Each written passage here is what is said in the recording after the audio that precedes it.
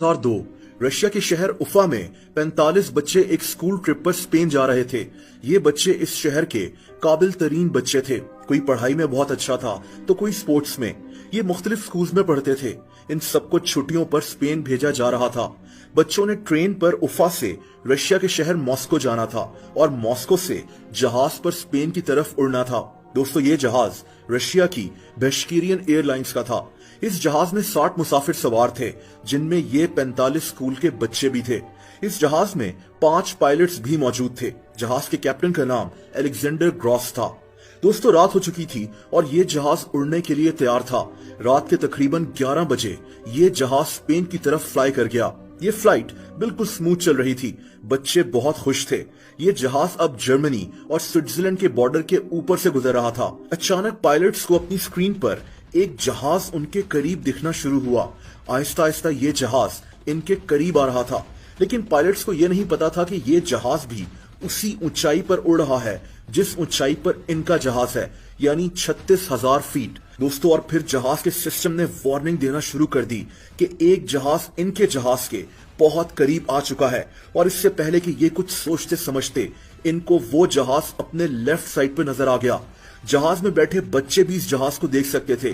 दोस्तों, कुछ ही सेकंड्स में ये दोनों जहाज हवा में 36,000 फीट पर एक दूसरे से टकरा गए। रशियन जहाज के टुकड़े हो गए और वो दूसरा जहाज 2 मिनट तक हवा में रहने के बाद नीचे गिरकर तबाह हो गया। दोनों जहाजों में मौजूद सब लोग कुछ ही सेकंड्स में मारे गए, जिनमें वो 45 बच्चे भी थे। इन लोगों की फैमिलीज की जिंदगी भी तबाह हो गई। दोस्तों, वो दूसरा जहाज एक कार्गो प्लेन था जो सामान लेकर इटली से बेल्जियम की तरफ जा रहा था। इस जहाज में बस 2 पायलट्स मौजूद थे। जहाज के कैप्टन का नाम पॉल फिलिप्स था। दोस्तों, एक ही रास्ते या रूट पर उड़ने वाले तमाम जहाज मुख्तलिफ ऊंचाई पर उड़ते हैं ताकि ये हवा में टकरा ना जाएं। एक जहाज दूसरे जहाज से कम 1000 फीट ऊपर या नीचे उड़ रहा होता है, लेकिन इस केस में ऐसा नहीं था। ये दोनों जहाज 36,000 फीट की ऊंचाई पर उड़ रहे थे और ये टकरा गए। इस केस की इन्वेस्टिगेशन शुरू कर दी गई।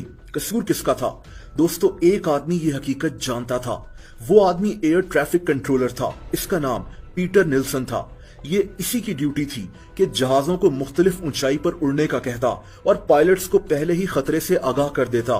लेकिन इससे पहले कि इसको पता चलता कि दोनों जहाज टकराने वाले हैं, बहुत देर हो चुकी थी। यानी मसला उन 2 जहाजों या पायलट्स के साथ नहीं था, बल्कि जमीन पर इस एयर ट्रैफिक कंट्रोलर के साथ था। ये स्टेशन स्विट्जरलैंड में मौजूद था।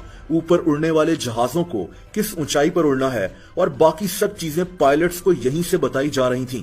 उस रात इस स्टेशन में सिर्फ पीटर ही सब कुछ कंट्रोल कर रहा था। इसका दूसरा साथी साथ वाले कमरे में आराम कर रहा था।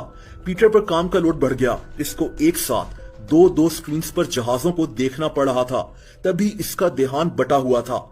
दोस्तों, एक और मसला ये था कि इस स्टेशन में कुछ काम हो रहा था और दोनों जहाजों के टकराने से 2.5 मिनट पहले स्टेशन के कई वार्निंग सिस्टम्स भी बंद हो गए, वरना पीटर को वार्निंग मिल जाती कि 2 जहाज एक ही ऊंचाई पर उड़ रहे हैं और करीब आ चुके हैं। ये एक पूरे सिस्टम की नाकामी थी, लेकिन सारा इल्जाम air traffic controller Peter Nilsson पर आ गया, क्योंकि यही आदमी इन दोनों जहाजों को गाइड कर रहा था। लेकिन दोस्तों, ये कहानी यहाँ भी खत्म नहीं हुई। उस रशियन जहाज में एक आदमी विटली कैलियोफ की बीवी और 2 बच्चे भी सवार थे। अपने बीवी बच्चों से बिछड़ने का गम इस आदमी को खाया जा रहा था। ये आदमी एयर ट्रैफिक कंट्रोलर पीटर से बदला लेना चाहता था। 24 फरवरी 2004 को इस आदमी ने स्विट्जरलैंड में पीटर के घर में घुसकर इसको इसके बीवी बच्चों के सामने कत्ल कर दिया। इसको बाद में पुलिस ने गिरफ्तार कर लिया था। इस हादसे की वजह से एयर ट्रैफिक कंट्रोल सिस्टम में काफी बेहतरी लाई गई थी ताकि फिर से ऐसा अफसोसनाक वाकया ना हो।